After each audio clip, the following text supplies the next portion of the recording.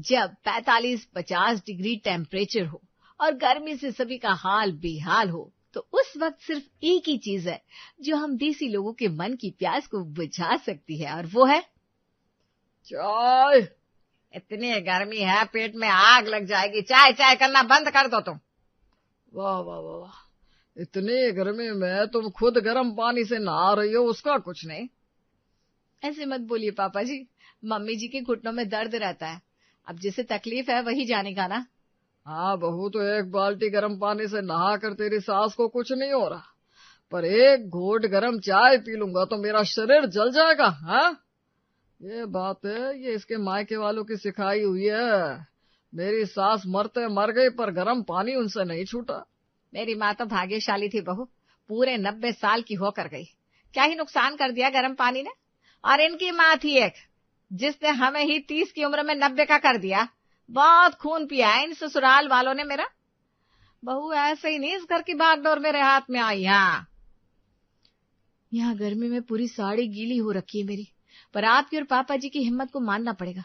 Light नहीं है, AC क्या फैन भी नहीं चल रही है, फिर भी आप दोनों बराबर लड़ रहे हैं।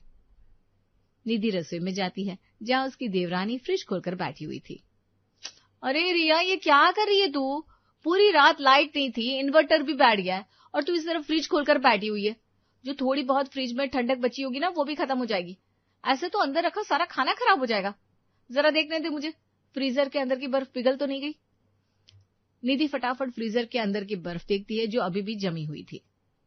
यहाँ इंसान पिघल रहा है और आपको बर्फ की पड़ी है। नहीं पिघलाना आपका बर्फ, अब चिल मारिए। बहू बनने के बाद कभी कोई चिल कर सकता है जो मैं मान लूंगी? बार पापा जी और मम्मी जी का दिमाग बहुत गर्म हो रखा है, चाय बनाने के लिए आई हूँ। निधि जैसे ही चाय बनाने के लिए सॉस पैन में दूध, चाय पत्ती और चीनी डालती है, बस वैसे ही दूध फट जाता है। अरे ये दूध तो फट गया। क्या? दूध फट गया? अब चाय कैसे मिलेगी भाभी?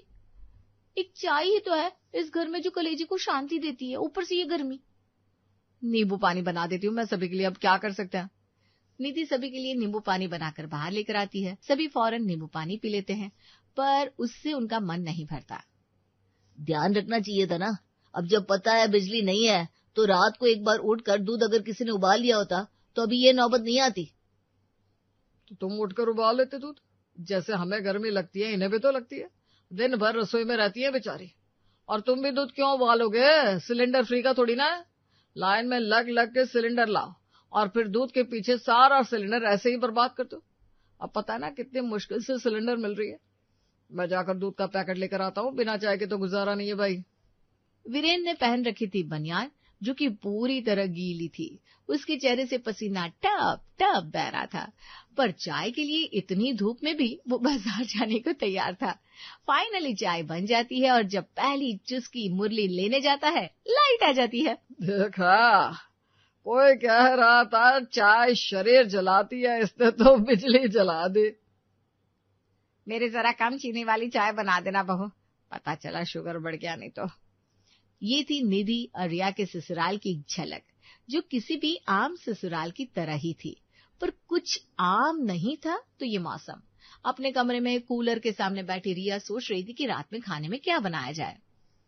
आग लग जाए इन बिजली वालों को, घंटे 2 घंटे कोई बिजली देता है, एसी भी नहीं चला सकती। यहाँ तो फिर भी कूलर है, रसोई में तो वो भी नहीं है। नहीं, रसोई में आज कूलर घसका कर ले जाऊंगी, नहीं तो रात का खाना कैसे बनेगा इतनी भीषण गर्मी में। सुबह कैसे दूध फट के आता, ना ना ना ना। रिया किचन में जाती है और फ्रिज चेक करती है।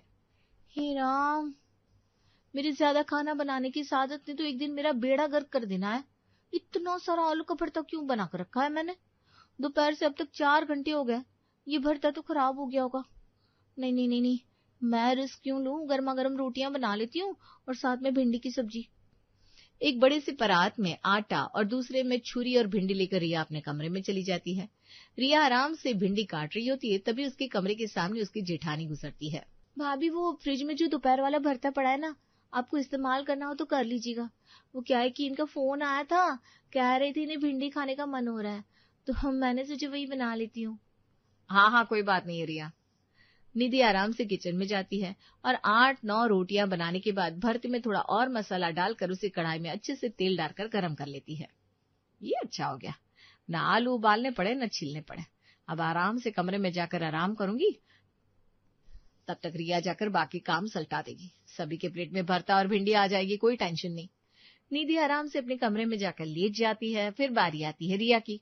रिया जाती है किचन में और गर्मी से जो उसका बुरा हाल होता है कि क्या कहें।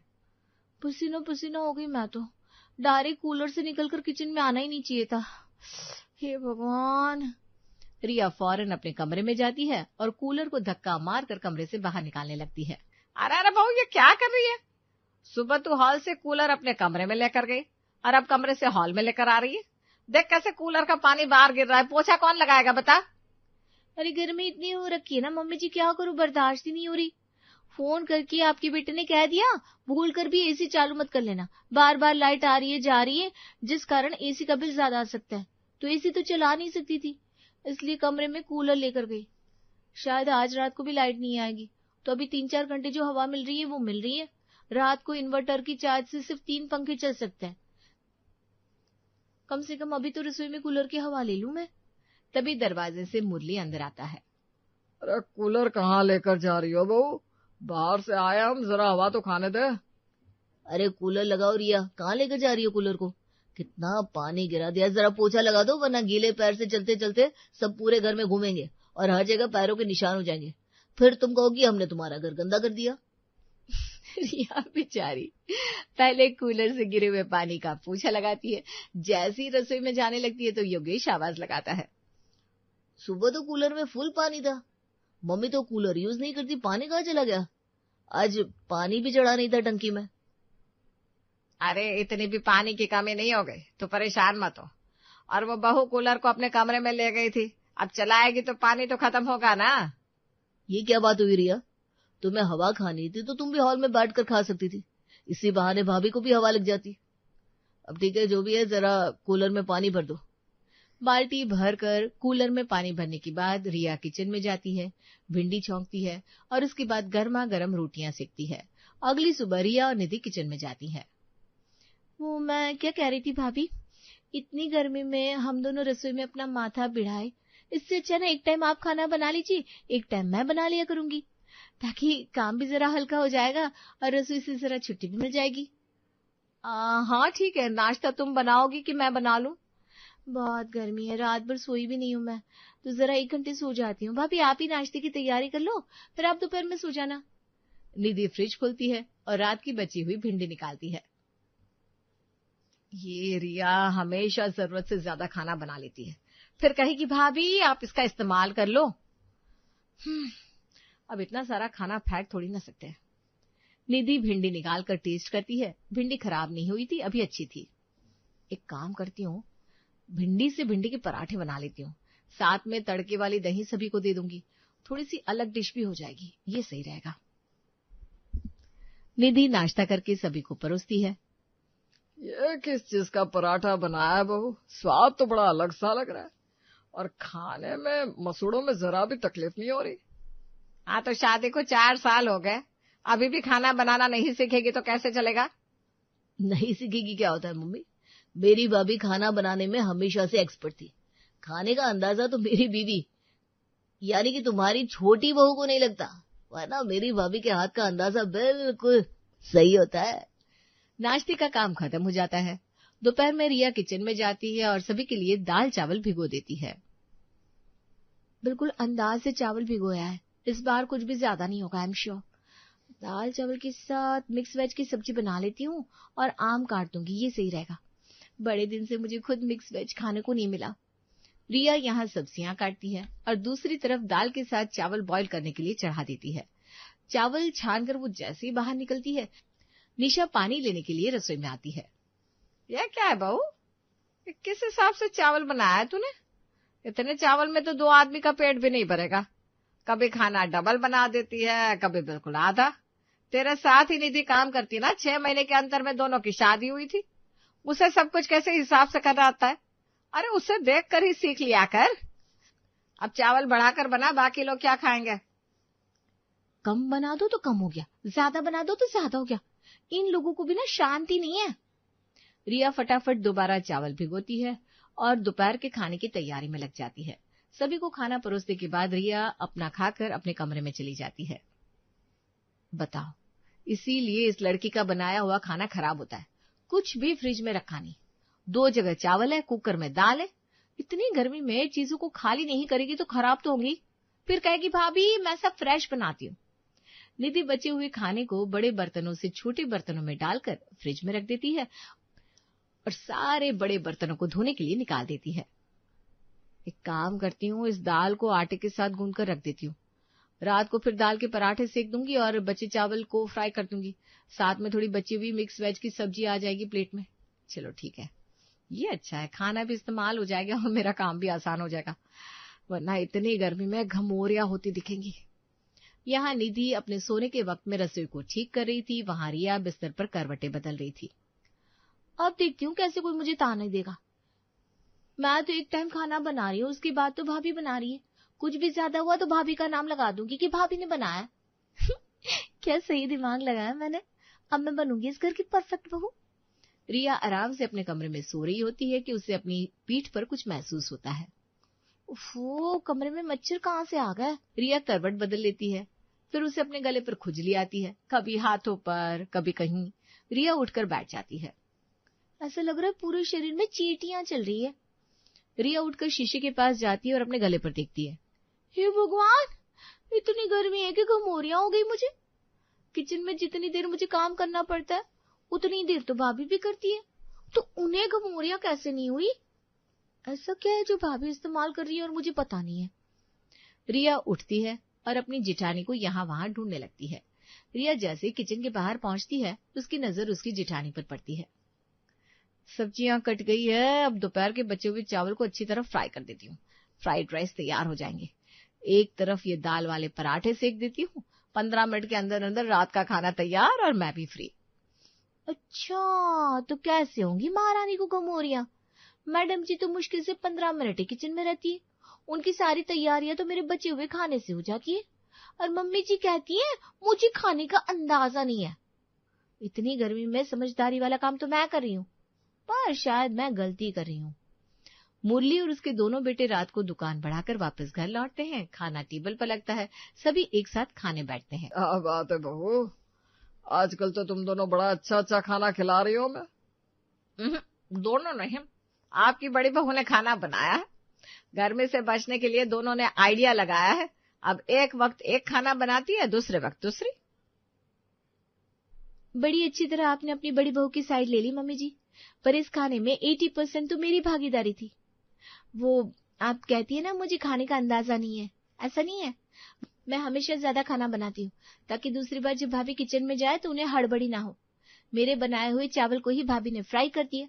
जो दोपहर की दाल बची थी उसे आटे में डालकर दाल के पराठे बना दिए, और जो मिक्स वेज की सब्जी थी ना, उस गली सब्जी को सुखाकर ड्राई सब्जी कर दी। तो मेहनत कहाँ करनी पड़ी भाभी को। अब मैं आपके लिए इतना सोचती हूँ तो आपको भी मेरे लिए सोचते हुए अपना खाना बनाते वक्त एक्स्ट्रा खाना बनाना चाहिए भाभी, ताकि जब मैं किचन में जाऊँ तो मुझे भी हेल्प हो जाए। तुम्हारी हेल्प हो जाए और खाना वेस्ट ना हो, इसीलिए तुम्हारा बचा हुआ खाना मैं इस्तेमाल करती हूँ। वरना जितना तुम्हारा दिमाग है ना, तुम तो सारे खाने को ही सड़ा दो। कोई तुम्हें ताना ना दे, इसलिए तुम्हारी गलतियों को जितना मैं कवर कर सकती थी मैंने कर लिया। पर आज तुमने जो बात घुमाकर मुझ पर डाली है, तो तुम्हारा एहसान मुझे नहीं चाहिए, और ना ही मैं एक्स्ट्रा खाना बनाऊंगी। अब से अपना एक्स्ट्रा खाना जो तुमने बनाया होगा वो तुम ही इस्तेमाल करोगी, और खाना वेस्ट नहीं जाना चाहिए, याद रखना। ओह, तो आप मुझे अपना घमंड दिखा रही हैं भाभी। मेरा खाना दोबारा अच्छी तरह से मैं इस्तेमाल करना जानती हूँ, आपको मेरी फिक्र करने की जरूरत नहीं है। ये तो गलत हो गया, ये नहीं होना चाहिए था। अगली सुबह नाश्ता बनाने की बारी रिया की थी। मुझे सबको प्रूव करना है कि मैं क्या कर सकती हूँ। आज मुझे 2 टाइम खाना बनाना है। नाश्ते में जो ज्यादा बनेगा उसे मैं रात को इस्तेमाल कर लूंगी। इतना हाइजीन हेल्थ में सोचती रही और फायदा भाभी मार गई। आखिर मैं बासी खाना इस्तेमाल ही तो हो रहा है। रिया थोड़ा ज्यादा ही दिमाग लगा लेती है और अपने एक्स्ट्रा खाना बनाने की आदत में थोड़ा और एक्स्ट्रा खाना बना लेती है, और आलू के पराठे के साथ लहसुन की चटनी सभी को परोसती है। अरे वाह बहू, आलू के पराठे बहुत अच्छा है। अब तुम दोनों की बहस खत्म हो गई। बहस का पापा जी, ये सब तो एक तरफ का धोखा था। दिन वैसे ही गुजर रहा था। आज शनिवार था तो निधि सबके लिए मिक्स खिचड़ी बनाने का तय करती है। खिचड़ी बना लो, पापा का भी मन है कुछ हल्का खाने का। निधि किचन में जाती है और देखती है हमेशा की तरह रिया ने उबले हुए आलू, गुथा हुआ आटा और लहसुन की चटनी बाहर ही छोड़ रखी है। माफ करना रिया, हर बार की तरह इस बार तुम्हारा पसारा हुआ रायता मैं नहीं साफ करने वाली। अब उबले हुए आलू सड़े तो सड़े, आटे में स्मेल हो जाए तो हो जाए, और लहसुन की चटनी खट्टी हो तो हो। निधि मस्त कुकर में खिचड़ी बनाती है और उसे दही, अचार और पापड़ के साथ सभी को सर्व कर देती है। मतलब काम चोरी की हद हो गई मम्मी जी, मैंने पराठे क्या बना दिए, आपकी बड़ी बहू खिचड़ी पर आ गई। पर कब तक? कल रविवार है, भाभी को 2 वक्त का खाना बनाना ही होगा। न खिचड़ी बन पाएगी न देवरानी की मदद मिलेगी, फिर देखती हूँ क्या होता है। निधि कुछ नहीं कहती। रात को रिया किचन में जाती है और बचे हुए सामान से आलू का भरता और लहसुन के पराठे बनाकर सभी को सर्व करती है, जिसे चखते ही मच जाता है बवाल। ये क्या है रिया, तुम मानना चाहती हो मैं? ये सारा खाना सड़ा हुआ है। अब मुझे जानबूझकर परेशान करना चाहते हैं ना। जब यही बासी खाना भाभी परोसती है तो कोई बात नहीं, और मैंने वही काम कर दिया तो ये खाना सड़ा हुआ हो गया। हर चीज को इस्तेमाल करने का तरीका होता है रिया। तुम्हारी भाभी 4 से 5 घंटे में उस खाने को इस्तेमाल कर लेती थी और उसके पहले उसे फ्रिज में रख देती थी ताकि वो खराब ना हो। तुमने नाश्ते में बने हुए खाने का इस्तेमाल रात में किया, और जिस हिसाब से स्मेल आ रही है तुमने जरूर खाना फ्रिज में भी नहीं रखा होगा। खाने का इस्तेमाल करके मैं काम से बच नहीं रही थी, उसके पीछे भी बड़ी मेहनत थी। अब तुम्हें समझ में आया हो शायद। रिया को अपनी गलती का एहसास हो जाता है और वो बेकार में ज्यादा दिमाग लगाना छोड़ देती है। अरे बहू, कितनी देर लगेगी? 8 बज चुके हैं, सब लेट हो जाएंगे। जी मम्मी जी, बस ला रही हूँ 2 मिनट। हर बार 2 मिनट? हमारे जमाने में बहुएं 4 बजे उठकर सब तैयार कर देती थी। आज मैंने स्पेशल बनाया है, मिक्स वेज पराठा है, गोभी मटर, गाजर और हरा धनिया और मूंग दाल का हलवा है। नए नए प्रयोग, पता नहीं खाने लायक बनेगा भी या नहीं। जल्दी ला। प्रीति ने थालियां सजाई। पराठों पर मक्खन पिघल रहा था, हलवे से इलायची की खुशबू आ रही थी। सब लोग टेबल पर आ बैठे। वाह बहू, क्या बात है, इतना स्वादिष्ट पराठा कभी नहीं खाया। मम्मी, रोज यही बनाना, स्कूल के टिफिन में भी देना। मम्मी, ये हलवा तो अमेजिंग है, मैडम को भी दूंगी। आप लोगों को पता है क्या खा रहे हो? ये पराठा नहीं, आट है। Shut up. हाँ ठीक है, चल सकता है, लेकिन इतनी देर नहीं लगानी चाहिए थी। नाश्ता खत्म हुआ। प्रीति ने संजय का लंच पैक किया। डब्बे में पनीर की सब्जी, 3 पराठे, सलाद और दही रखा। संजय ऑफिस चला गया। बच्चों ने भी अपने टिफिन लिए और दोनों स्कूल चले गए। देखो बहू, सुबह कितनी देर हो गई, थोड़ा जल्दी कर लिया करो सब। जी मम्मी जी, माफ कीजिए, कल से जल्दी करूंगी। हर दिन कल कल मत किया करो, आज से ही आदत डालो। दोपहर में राजू और पिंकी स्कूल से लौटे। दोनों के चेहरे खिले हुए थे। मम्मी, आज खाना बहुत ही ज्यादा अच्छा था, मैंने सब खा लिया।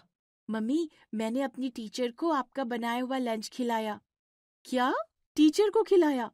हाँ मम्मी, मैडम ने खाया तो रेसिपी मांगने लगी, बोली कल तुम्हारी मम्मी से रेसिपी लिखवा कर लाना। मेरे दोस्त कह रहे थे तुम्हारी मम्मी शेफ है क्या? प्रीति हंस पड़ी, पर माला ने ये सब सुना तो उनके मन में जलन हुई। क्या रखा था बहू लंच में, इतनी तारीफ सुन रही हूँ। जी मम्मी जी, मैंने बस पनीर बनाया था, लेकिन उसे थोड़ा सजा कर रखा था। सजा कर? पनीर के टुकड़ों को दिल के आकार में काटा था, साथ में हरी धनिया की चटनी, लाल मिर्च का फूल बनाकर रखा था। एक तरफ अनार के दाने छिड़के थे, सलाद में गाजर के फूल और ककड़ी की पत्तियां बनाई थी। दही के ऊपर भुना जीरा और लाल मिर्च पाउडर से डिजाइन बनाया था। अचार भी छोटे डब्बे में रखा था। माला का मुंह खुला का खुला रह गया। इतनी महीन कला, उन्होंने कभी ऐसा नहीं सोचा था। अच्छा ठीक है, बस खाना है ना, इतना नाटक क्या? दादी, वो नाटक नहीं, आर्ट है, आज सबने तारीफ की। हाँ हाँ, चलो तुम लोग अपना काम करो। शाम को संजय ऑफिस से आया। वो बहुत खुश था। प्रीति, आज तो धमाल मचा दिया तुमने। क्या हुआ, इतनी खुशी क्यों? अरे, मैंने अपने केबिन में डब्बा खोला तो खुशबू पूरे ऑफिस में फैल गई। अरे नहीं। हाँ, मेरे बॉस खुद मेरे पास आ गए, बोले क्या खा रहे हो संजय? मैंने दिखाया तो वो हैरान रह गए। उन्होंने कहा कितनी खूबसूरती से लंच तैयार किया है।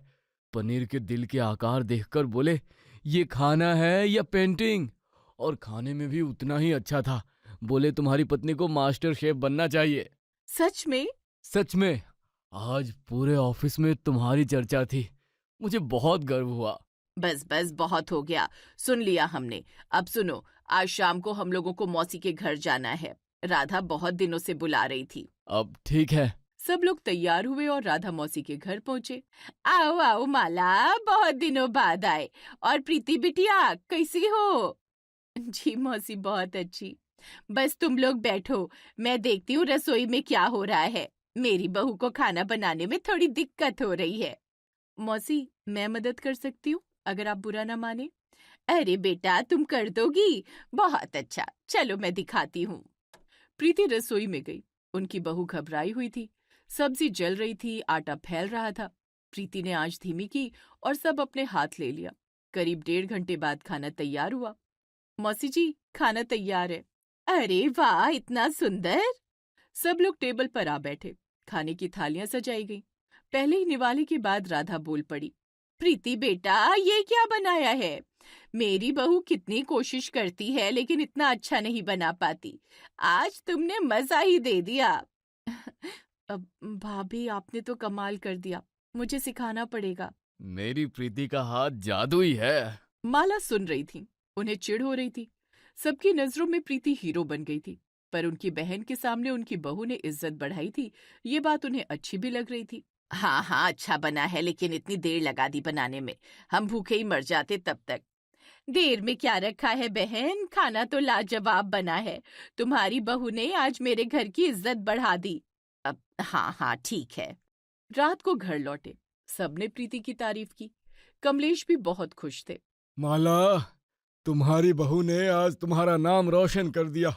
राधा के घर में सबने तारीफ की। हाँ हाँ हाँ, प्रीति अच्छा किया तुमने, आगे भी ऐसे ही करना। धन्यवाद मम्मी जी।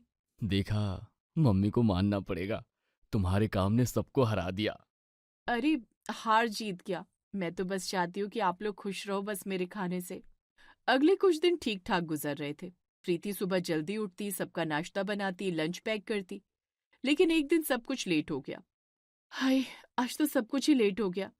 अरे बहू, आज दवाई लेने जाना है मुझे। तुम अभी तक तैयार नहीं हो, कितनी देर लगेगी? बस मम्मी जी, 5 मिनट चाय बना रही हूँ। 5 मिनट? तुम्हारे 5 मिनट का मतलब 50 मिनट होता है। हर दिन यही होता है। प्रीति दौड़ी, चाय बनाई, लेकिन तब तक माला का गुस्सा 7वें आसमान पर था। उन्होंने सबके सामने प्रीति को सुना दिया। कैसी बहू हो तुम, सुबह से शाम तक बस हाँ हाँ करती रहती हो। आज तो मुझे डॉक्टर के पास जाना था, तुम्हारी वजह से लेट हो जाऊंगी। माफ कीजिए मम्मी जी, कल से जल्दी करूंगी। हर दिन कल से, मुझे आज ही जाना है। कोई जिम्मेदारी नहीं है तुम्हें। माला, बहुत हो गया। देर हो गई तो कल चली जाना। आप चुप रहिए, आपको तो बहू की ही पड़ी है। मेरी दवाई बंद हो जाएगी तब पता चलेगा। प्रीति चुप रही।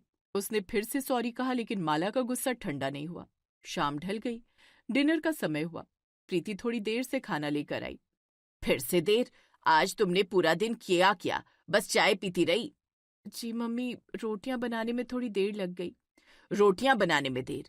तुम क्या महल की रानी हो? रोटियां तो 10 मिनट में बन जाती हैं। मम्मी, क्यों हर बार प्रीति को टोकती हो? वो मेहनत कर रही है। तुम चुप करो, तुम्हें तो अपनी पत्नी के सिवा कुछ दिखता ही नहीं। खाने में इतनी देर नहीं लगाई जाती कि बाकी कोई काम ना हो सके। मम्मी, ये तो...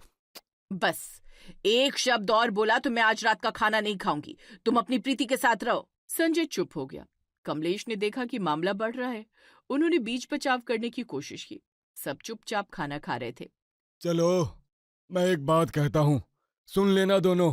क्या कहना है आपको? देखो माला, प्रीति से इतना काम मत लो। चलो ऐसा करते हैं, एक काम वाली रख लेते हैं। क्या काम वाली? हाँ, बहू को खाना बनाने दो सही तरीके से, बाकी काम काम वाली कर देगी। झाड़ू, पोछा, बर्तन सब। जी ससुर जी, मुझसे हो जाएगा। नहीं बहू, अब मैंने फैसला कर लिया। माला को और गुस्सा आ गया। उनके घर में काम वाली? ये तो उनकी इज्जत का सवाल था। उन्होंने कभी नहीं सोचा था कि ऐसा दिन आएगा। मेरे घर में काम वाली? हद हो गई है। मैं अपनी बहू से काम लूं तो क्या बिगाड़ दिया? तुम लेती हो पर उसे परेशान करती हो, ये ठीक नहीं है। अच्छा, जैसी आपकी मर्जी, लेकिन याद रखना ये तुम्हारा फैसला है। चलो ठीक है, जैसा भी है। अगले दिन काम वाली रख ली गई। उसका नाम गंगा था। संयोग से रविवार था, सब लोग घर पर थे। प्रीति रसोई में खाना बना रही थी। मैम साहब, ये फर्नीचर के नीचे झाड़ू कैसे लगाऊं, थोड़ा हटा दीजिए। हाँ हाँ, मैं हटा देती हूँ। 2-3 दिन ठीक ठाक निकल गए, लेकिन गंगा अनुभवहीन थी। वो गलतियां करती रहती थी। बर्तन टूट जाते थे, पानी छलक जाता था। हर गलती की सुननी प्रीति को पड़ती थी। देखा बहू, काम वाली रखने से क्या हो रहा है? बर्तन तोड़ रही है, कपड़े गंदे कर रही है। मम्मी जी, वो सीख रही है धीरे धीरे। सीख रही है? हमारा घर स्कूल है क्या? बहू का फर्ज होता है घर के काम करना। तुम्हारे चक्कर में काम वाली रखनी पड़ी है। माफ कीजिए। और तुम खाना बनाने में इतना वक्त लगाती हो कि काम वाली को भी सब करना पड़ता है। ठीक से काम किया करो। प्रीति परेशान हो गई। वो दिन रात यही सुनती रहती थी। काम वाली आती, गलती करती, माला उसे सुनाती। प्रीति का मन टूट गया। एक दिन उसने हिम्मत करके गंगा से बात की। गंगा बहन सुनो, तुम चली जाओ, घर का काम मैं ही देख लूंगी। क्यों मैम साहब, मैंने कोई गलती की? नहीं, तुम्हारी कोई गलती नहीं है, बस घर में बहुत तनाव हो रहा है। तुम कल से मत आना। जैसी आपकी मर्जी। गंगा चली गई। प्रीति माला के पास आई। उसने साफ कह दिया कि अब वो सब काम खुद करेगी और खाने में भी उतना वक्त नहीं लगाएगी। मम्मी जी, मैंने गंगा को रख लिया था, अब उसे जाने दिया है। क्या, सच में? हाँ, अब घर का सारा काम मैं खुद करूंगी और खाने में भी उतना वक्त नहीं लगाऊंगी। ये तो बहुत अच्छी बात कही तुमने। देखा, बिना काम वाली के भी चल सकता है, बस थोड़ी समझदारी चाहिए। जी मम्मी जी। माला बहुत खुश हुई। उन्हें लगा कि आखिरकार उनकी बात मानी गई। प्रीति चुपचाप रसोई में चली गई। उसकी आंखों में आंसू थे, लेकिन वो रोई नहीं। संजय ने ये सब देखा। वो प्रीति के पास गया। प्रीति, तुमने ऐसा क्यों किया? हम काम वाली रख सकते हैं। नहीं संजय, मम्मी जी को शांति चाहिए। मैं कोशिश करूंगी, सब ठीक हो जाएगा। जैसी तुम्हारी मर्जी, लेकिन याद रखना, मैं तुम्हारे साथ हूँ। प्रीति ने काम करना शुरू कर दिया। अब प्रीति जल्दी नाश्ता बनाने लगी, पर उसमें वो बात नहीं थी। प्रीति, आज कुछ अजीब सा लग रहा है खाने में। बस जल्दी बनाया तो थोड़ा कम मसाला हो गया। मम्मी, ये हलवा तो बेकार है, पहले जैसा नहीं है। मुझे भी अच्छा नहीं लग रहा। कल से तो टिफिन भी ठीक से नहीं दे रही हो। खा लो बेटा, वक्त नहीं है। प्रीति ने लंच पैक किया। डब्बे में साधारण सी सब्जी और 3 रोटियां थी, बिना सलाद के, बिना सजावट के। बस इतना सा खाना? जल्दी में थी, कल अच्छा बना दूंगी। शाम को संजय वापस आया। उसका चेहरा उतरा हुआ था। प्रीति ने पूछा भी नहीं। संजय ने खुद ही बात शुरू की। प्रीति, आज खाने में बिल्कुल मजा नहीं आया। सब्जी बेस्वाद थी, रोटियां सख्त थीं। ठीक है, कल देखूंगी। बस ठीक है, इतना बार कहोगी? पहले तुम्हारे खाने की तारीफ होती थी, आज मैंने मन ही मन खाया। प्रीति कुछ नहीं बोली। संजय का मूड खराब हो गया। वो कमरे में चला गया। प्रीति समझ गई, लेकिन उसके पास कोई रास्ता नहीं था। दिन यूं ही गुजरने लगे। माला खुश थी क्योंकि सब कुछ समय पर हो रहा था, लेकिन संजय अब पहले जैसा नहीं था। देखा बहू, अब सब समय पर हो रहा है, पहले तुम बहुत वक्त लगाती थी। जी मम्मी जी, आप सही कहती हैं। संजय अब ज्यादा बात नहीं करता था। वो ऑफिस जाता, खाना खाता और सो जाता। बच्चों ने भी शिकायत करनी शुरू कर दी। मम्मी, अब स्कूल में भी कोई तारीफ नहीं करता। सब कहते हैं तुम्हारा खाना पहले जैसा नहीं रहा। मेरी मैडम ने तो कह दिया कि अब रेसिपी मत लाना, अब तुम्हारी मम्मी का खाना अच्छा नहीं रहा। माफ कर दो बेटा, मैं कोशिश करूंगी। आप हर दिन कोशिश करूंगी कहती हो, होता कुछ नहीं। एक दिन संजय ने खास तौर पर प्रीति से कहा। प्रीति सुनो, आज लंच में कुछ बहुत अच्छा बना कर देना प्लीज। आज मेरा मन कर रहा है अच्छा खाना खाने का। अब हाँ ठीक है। प्लीज प्रीति, वादा करो कि पहले जैसा बनाओगी। बॉस के साथ खाना है। हाँ हाँ, बना दूंगी। लेकिन प्रीति जानती थी, अगर उसने पहले जैसा खाना बनाया तो देर होगी। माला चिल्लाएगी, घर में तूफान आ जाएगा। उसने साधारण सा ही खाना बनाया। संजय डब्बा लेकर चला गया, लेकिन शाम को संजय गुस्से से घर लौटा। उसने डब्बा जोर से मेज पर पटका। उसका चेहरा लाल था। प्रीति, आज तुमने मेरी बेइज्जती करवा दी। बॉस के सामने मैं शर्मिंदा हो गया। क्या क्या हुआ? क्या हुआ? मैंने तुमसे कहा था अच्छा खाना बनाने को, तुमने बेस्वाद खाना बना दिया। बॉस ने 2 निवाले खाए और रख दिए, बोले ये तो बिल्कुल बेकार है। मैंने कोशिश की। कोशिश? पहले तो बिना कोशिश के कमाल करती थी, अब कोशिश करके बेकार बनाती हो। बॉस ने मुझसे कहा, तुम तो कहते थे तुम्हारी पत्नी मास्टर शेफ है।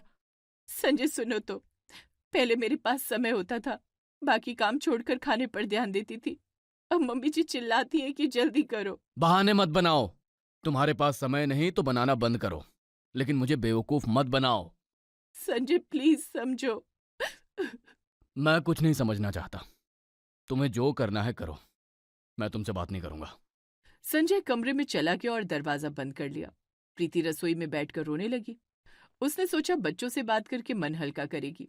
वो पिंकी और राजू के पास गई, लेकिन वहां भी उसका दिल टूटा। पिंकी, राजू, तुम लोग मुझसे नाराज तो नहीं हो?